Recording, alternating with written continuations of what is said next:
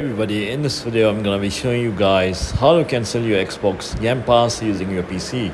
So before we get started, I just want you guys to like this video and subscribe to our YouTube channel for more amazing and helpful content like this. With that all being said, let's get started with today's video. Hi guys, so I am on this reputable website known as privacy.com. So